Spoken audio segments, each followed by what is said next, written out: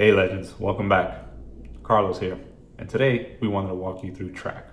Track is our product which allows you to measure changes in your profiles, attributes, and segments over time. So let's jump into the hub. All right, now that we're in the hub, let's go ahead and jump into Measure. Here is where you're going to find Track, and Track is made up of two particular things. One, our dashboards, and two, our metrics. So our metrics are calculations of certain attributes and segments that allow us to measure those specific metrics over time so that we can see the change as time progresses.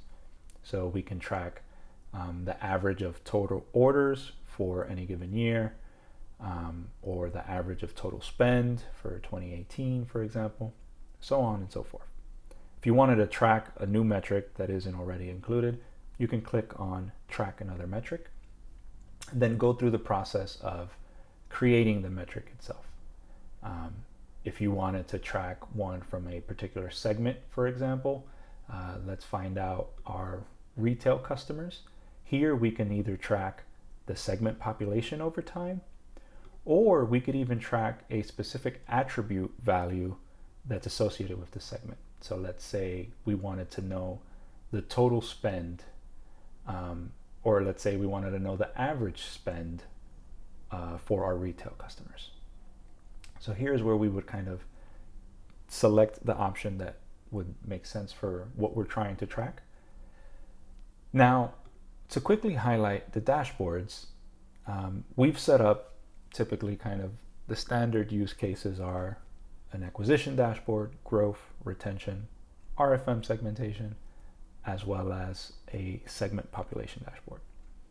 So if we were to open the acquisition one, you'll see here, these are called cards. And in our cards is different ways of displaying data. So you have your standard numerical, so that this, at a quick glance, we can see we've earned 2,400 new customers in 2022, which is pretty awesome. We can additionally see the new customers acquired by year and make sure that it's a bar graph. Similarly, we can actually have it be a line graph if that would be more to your liking. But typically we can present data in three ways: line graph, bar chart, or a summary number. Pretty nifty thing is you can also export a PNG of this graph in case you needed to add it to a presentation or a dashboard to kind of share with additional shareholders. So these are the cards that you see within a typical dashboard. Up here, you're going to be able to select the date range for the data that's represented. This edit button will allow us to change the name or the category description of the actual dashboard itself if necessary. And then, just in case you were curious, you can change the delta value from numbers to percentages so that you can see the change over time and know what the change is. And recently we added the ability to annotate. So here we can annotate a chart. So if we had a promotion that ran March 22nd, we can go ahead and say March 22nd promo launch. And we can go ahead and save this annotation.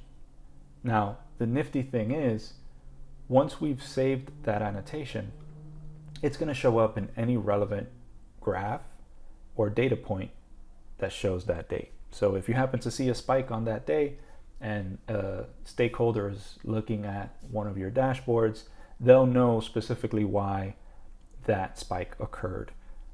So pretty useful in terms of making sure that everyone knows, why fluctuations are occurring in any particular dashboard. And that concludes our overview of Track. We hope you enjoyed the video today and now have a better understanding of how you can easily and effectively measure and track the performance and changes of segments and key metrics over time. Overall, we think Track is a fantastic customer-centric way to handle your reporting, and we welcome you to check out our knowledge and training content for more information and deeper dives into all of our products and features. Until next time, stay tuned for more.